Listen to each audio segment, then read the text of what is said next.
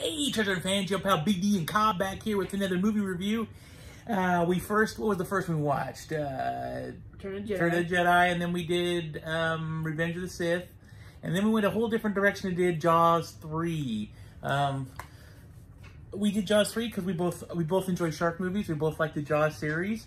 And although I don't think Jaws 3 is one of his favorite movies, I do love it. So yeah, I mean, I like the water park. I feel like it's more anomalous to see the shark like in the actual seawater out in the open. So I feel like that's what I'm more like than the water park. But I feel like the water park was pretty cool too. See, I like the water park.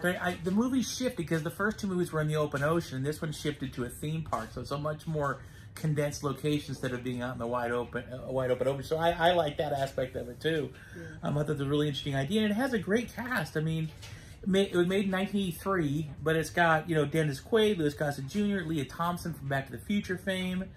It had a really good cast. I mean, it has a really good cast of really good actors, and it's not the worst in the series by most fans. Obviously, Jaws 4 is ranked as the worst in the series. This movie does have a lot of issues, but it was the first one in first and only one in 3D. The 3D probably wasn't the best, but in '83 there was a big, huge wave of 3D movies coming out, like Friday the 13th came out in 3D, and a couple other movies came out in 3D around the same time. So there's this big push to do 3D because it's what everyone wanted. That was just the fad at the time. Yeah. So that's why they put this out in 3D. I bet you didn't know, a little fact, there's a thing that I believe one of the things you didn't like is the fact that Roy Scheider didn't come back, Chief Brody. Yes, Chief Brody is one of my favorite characters in the first two movies. I feel like they should have shown how he died or explain more why he died. I know he died from a heart attack because he kept thinking of the shark in his older days, but I feel like he shouldn't have died. I feel like he was more of the better character in the movie. I know it was focusing on Mike when he was older, but I just think Chief Brody is my favorite character. Yeah. Well, the original script had Chief Brody in it, but Roy Scheider did not want to do it. He didn't want to do Jaws 2. He had a terrible experience in filming the first Jaws. He didn't want to do Jaws 2, but he was contracted to do the second one when he did the first ones. I think it's how kind of fleshed out. Or he was in contract with Universal, so he had to do X amount of movies for Universal, and Universal demanded the second one. By the third one, what he did was he did a trick. He went ahead and signed on to do the movie Blue Thunder, which was filming at the same time. He signed on to do that one, so he didn't have to do Jaws 3.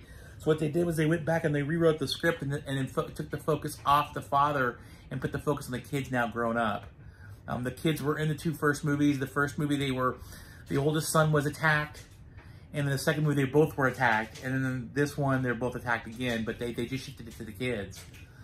And I understand why they did that, to focus on the kids, but I feel like they should have just added Chief Brody there. It shouldn't have focused on him. I just wish he was there. He's one of my favorite characters in the movie. I literally have a Funko Pop of him. So, because he's just my favorite character out of the movies. I understand that. He's one of my favorite characters too, and it really is a bummer that he didn't show up. But I'm still glad they did the movie. Like I said, I do enjoy it. My biggest gripe is the 3D effects and probably the Jaws effects. Some of them. The 3D effects are pretty cheesy by today's standards. The floating head at the beginning,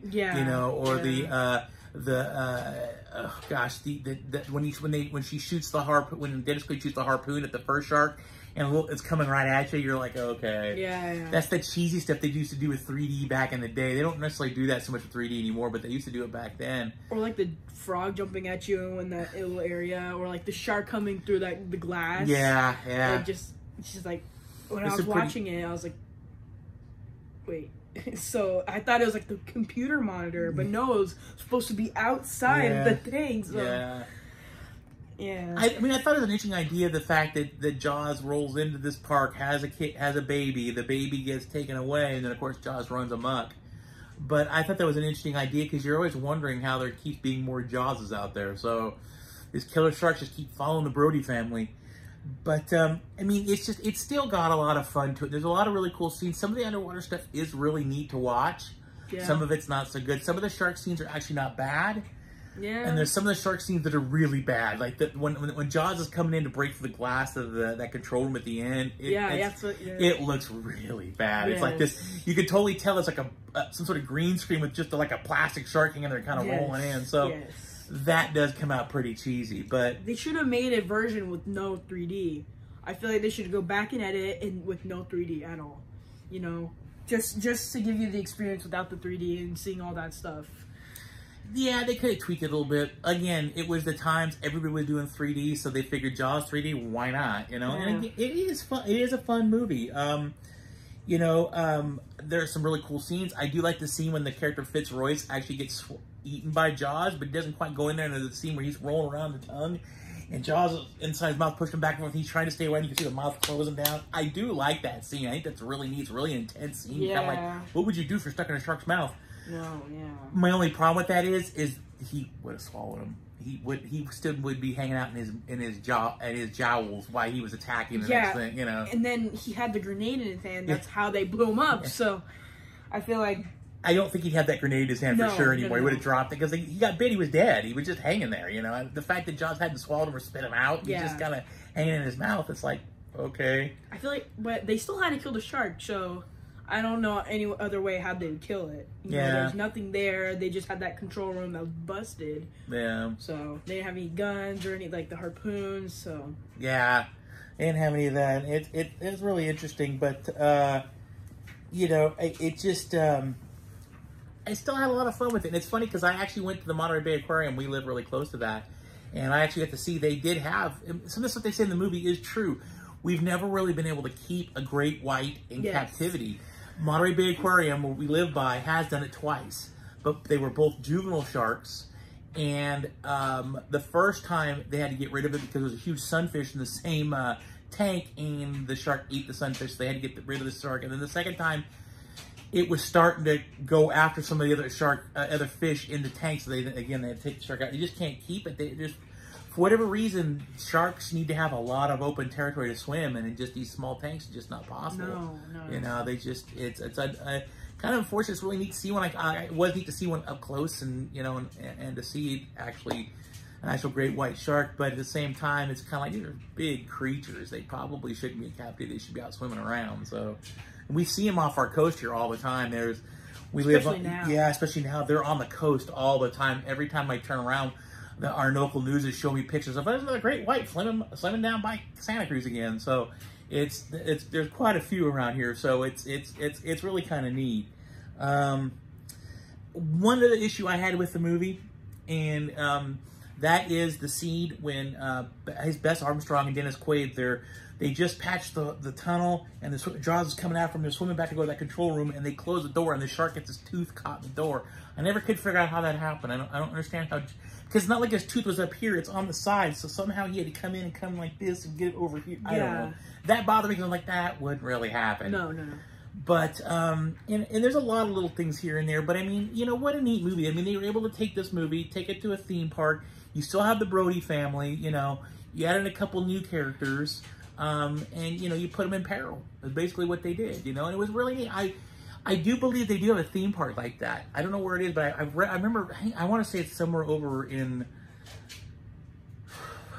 the east. There is an aquarium that's like that. You go underneath, and they got like I think it's like a place to eat in the middle and stuff like that. They do have it. And there's actually a hotel. We saw it today. There's that hotel we can stay underwater in a hotel room overnight. Yeah. So they do have this kind of things out there, and it's really kind of neat. So Jaws may have been the forefront to this kind of stuff in the future. But other than that, anything else you want to say about the movie? When they first showed Michael Brody in the first scene, I thought he was young Harrison Ford. Did you really? I really did, because his voice is the first thing you hear. His voice is really deep, and it's really sounding like that. It really looked like him for a sec, and then other scenes I was like, okay, that's not him. I thought it was him for a sec. Yeah, that's pretty cool. And nothing like Jaws eating a rubber boat, right? Those two guys go down to get that coral, whatever like that. They get eaten, and then Jaws takes the boat out too, because he's got to hide himself. Nobody wants to know if he's around. You know, you gotta lay low. Wait, so was that the baby one or the mom? I think that was the mother shark. I think that was the mother shark. I don't see the baby being able to just take two guys out like that. It was a little guy, you know. It wasn't. Although those scenes were neat when the baby shark was chasing after Dennis Quaid, stuff like that. There was a lot of actual shark footage they used in those scenes, so that actually looked really good. That was actually looked really good. It wasn't until they got to the Mama Jaws where it kind of started going wonky, you know, where the effects just didn't look quite right anymore. But the baby shark, a lot of those scenes looked really good. You know. Another thing is the shark growled in the movie. Kind of. I can't see a shark growling in the movie. It's just like, I understand like he was underwater and all the bubbles were going through him. He's opened his mouth a lot, but I don't like how he growls in the movie because it just feels so weird. Yeah, very much so, very much so. Yeah. But it's a really fun movie. It is a cool addition to the Jaws series. It has its pros, it has its cons. There's some fun, but it's still a fun movie. Yes. And I still love to sit down, probably once a year at least, and sit down and watch it, along with 4 and the other 2 also. I do enjoy them all. So you know, it is what it is. But now my review. I mean my Red Vine review. 1 being getting it 1 Red Vine being the worst, 10 being the best. I give it a solid 6. Yeah. You know, 6 out of 10. Like I said, there's definite issues with the movie. There's definitely some editing issues, and there's some script issues too they need to work on, as special effects. But I think for at the time what they were trying to do, it was pretty bold to try to do a Jaws underwater movie in 3D. So you got to give Universal credit for at least trying. Yes. They could have just let it die off, and then we wouldn't have any more. So some people probably say that's really good. They're really happy about that. But me, I'd prefer to see more Jaws movies. I love shark movies. Yeah. So that is it. Cobb and I want to thank you guys all for watching this. Click the like button down below. Leave us some comments what your thoughts are on Jaws 3. You know, it's definitely not the most popular of the series, but it's still a good movie. Click the like button if you enjoyed the video. Subscribe the button if you want to see more videos by Big D and Cobb. Click the little bell to notify you when we put new videos. Again, thank you guys all for watching. We really appreciate it. Please take care and be safe out there. And as always, live long and prosper. Bye.